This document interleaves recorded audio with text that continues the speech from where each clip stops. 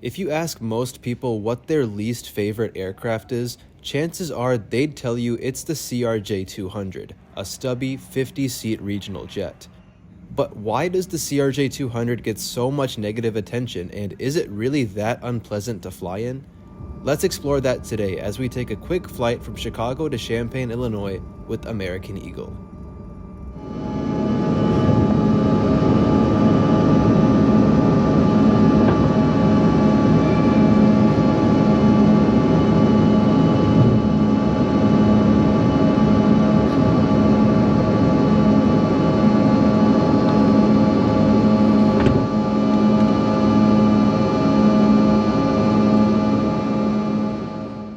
Good morning, everyone, from the 4 Points by Sheraton Hotel at O'Hare International Airport. Before catching the airport shuttle, I decided to quickly check my flight status on the hotel departure board. Leave a comment below if you notice anything unusual about this display, but we'll address that in a moment. This morning, we're on board American Eagle 6168 back to Champaign, which looks to be running on time. Okay, so if you haven't noticed by now, the departure board at the 4 Points Hotel still retains the old logos for many airlines, which was a super cool and unexpected throwback. A lot of the airlines you see here don't even fly to Chicago and are only listed because they are code-share partners with other carriers. The 4 Points Airport shuttle runs every 30 minutes, and I caught the 8 a.m. shuttle with just one other passenger. Now, granted, it was a Monday morning, so that didn't really surprise me. The shuttle dropped me off at the lower level of Terminal 3, and so it was a quick trip up the escalators to the main level of the check-in hall, where I proceeded directly to TSA pre-check because I had already checked in online. Pre-check was rather painless, and I was through with still about 90 minutes to go before my flight boarded.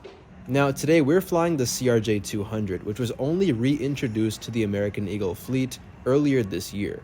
American technically retired the CRJ200 back in 2020 during the height of the pandemic. However, in April 2023, regional airline Air Wisconsin signed a contract to operate 40 CRJ200s solely for American Eagle, ditching its previous client, United Express. Now, hearing about the CRJ200's return to American Eagle really confused me, primarily because I thought the carrier was looking to cut down on 50-seat aircraft and focus more on larger regional jets like the Embraer 170 and 175.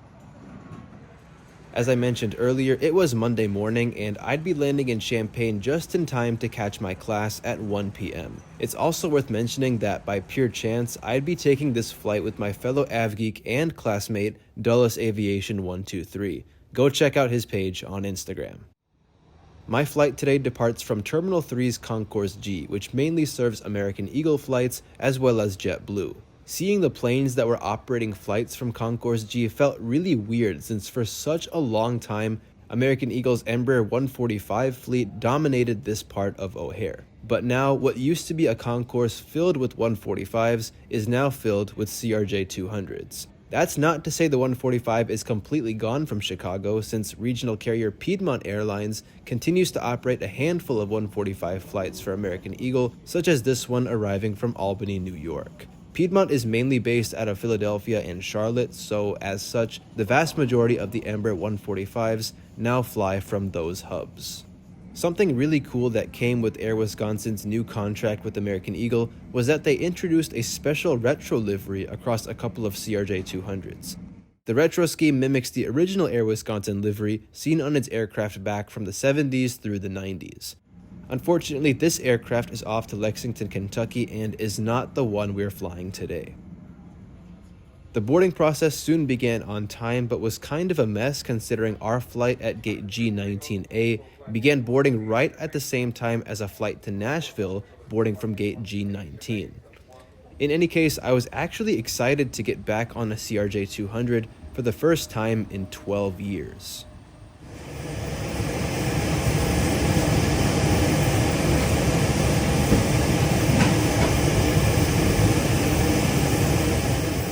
Most airlines configure their CRJ200s with 50 seats in a one-class all-economy layout, and Air Wisconsin is no exception. It's also worth noting that Air Wisconsin's CRJ200s have had quite the history over the years. Most of them first flew with US Airways Express back when Air Wisconsin had a contract with them. Then United Express contracted with Air Wisconsin to fly CRJ200s until 2023, which now leaves us with American Eagle as Air Wisconsin's sole contractor. I'll be seated in 12D for this quick flight. While seats 12C and D are located right in front of the lavatory, seats 13A and 13B are the only seats in row 13 and are right next to the lavatory. The seats themselves are rather thin with decent padding, but not much head support. The seat back comes with a large tray table, which was a bit wonky at my seat, followed by a large seat pocket and surprisingly decent legroom. I'll be honest, at 5'11", I felt like I had more space than in the Embraer 145, but maybe that's just the open seat next to me. Now, one major downside to the CRJ200 is that for seemingly no reason at all, the windows are super low and misaligned at basically every seat. So you quite literally have to bend forward and down a bit just to see outside. But anyway, above each seat on the CRJ200 are reading lights, personal air vents, and call buttons.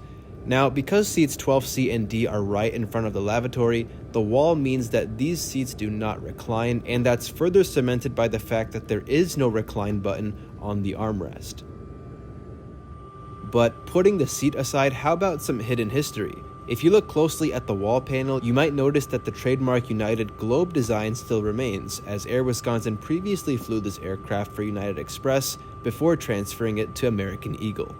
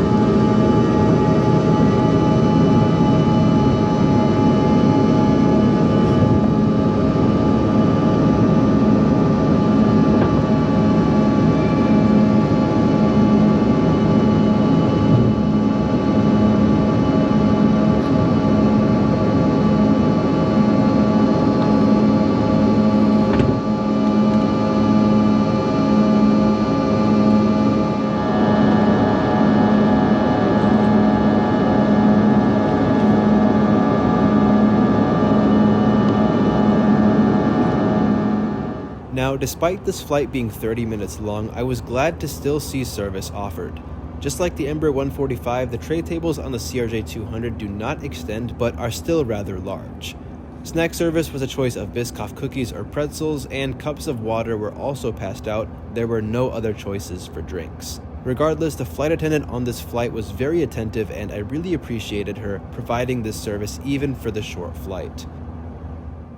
Quickly shifting back to the seats, yes, they are quite thin, but I would have to disagree with them being uncomfortable. I didn't really mind them for this flight. And that was it for this flight. In no time at all, we were beginning our descent into Champaign, Urbana. My last flight on the CRJ200 was with Delta in 2011 from Detroit to Bloomington. It was crazy to think that 12 years had gone by since the last time I flew this aircraft. Our approach into Champaign brought us over Rantoul and east of Champaign, Urbana before making a 180 and coming in for runway 32 right. The approach was mostly cloudy, so there wasn't much to see until short finals.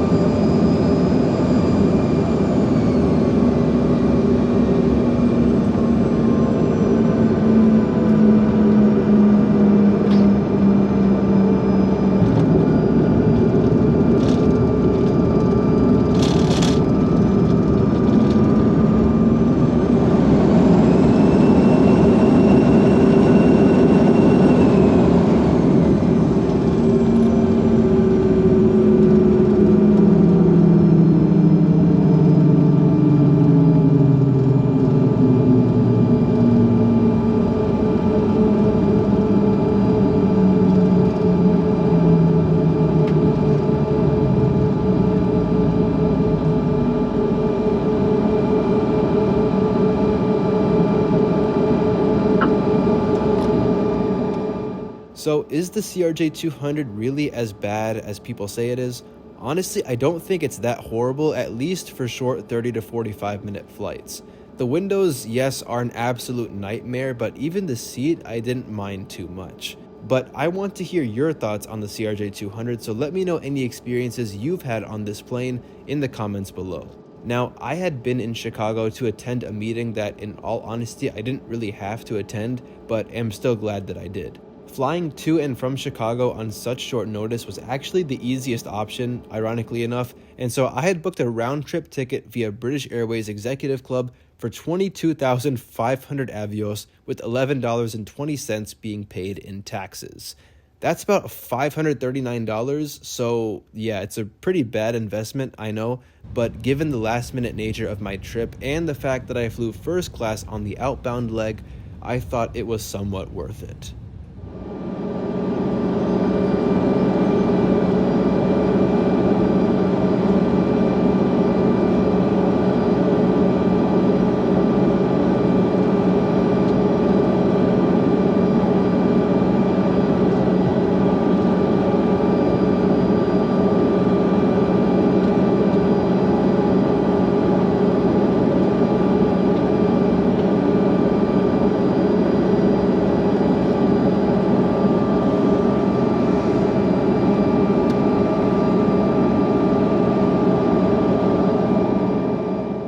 Thank you so much for tuning in today. I hope you enjoyed watching this video, and if you did, don't forget to like, comment, and also subscribe if you're new to my channel. I gotta make it to class now, so until next time, take care everyone, and see you very soon.